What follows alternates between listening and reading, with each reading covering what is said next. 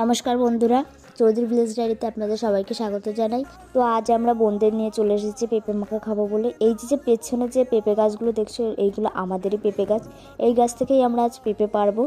যেহেতু আমরা ছাদের উপর থেকে পেঁপে পারবো, খুবই ভয় লাগছে, রিস্ক নিয়ে পেঁপেটা পারছিলাম।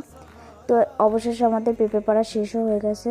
এই যে দেখো বন্ধুরা, এই যে পেঁপেটা দেখছো, এটা কিন্তু ছোট, যেহেতু সিজন শেষ, বড় বড় পেঁপে হয়, তাই এখন ছোটই দেখা যাচ্ছে। আর এই যে আমাদের নিজেদের লেবু গাছ থেকে লেবু পাতা নিয়ে নিচ্ছি পেঁপে মাখাতে দেবো বলে।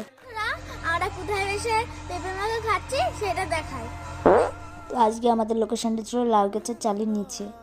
এই দেখো বন্ধুরা, এই যে আমাদের পুরো লোকেশন। যেহেতু এখন গরম পড়ে গেছে হালকা হালকা, আর গরমে টক খেতে কারি না ভালো লাগে, তাই পেঁপে দিয়ে তেঁতুলের টক দিয়ে আমরা মাখা খাচ্ছি। আমার এই ভিডিওটা তোমরা কে কোথা থেকে দেখছো অবশ্যই কমেন্ট করে জানিও। এই দেখো বন্ধুরা, পেঁপে মাখা প্রায় কমপ্লিট।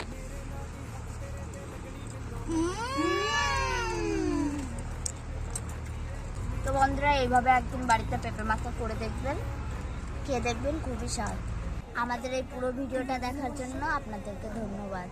ভিডিওটা ভালো লাগলে লাইক আর কমেন্ট করে শেয়ার আর সাবস্ক্রাইব করতে ভুলবেন না যেন।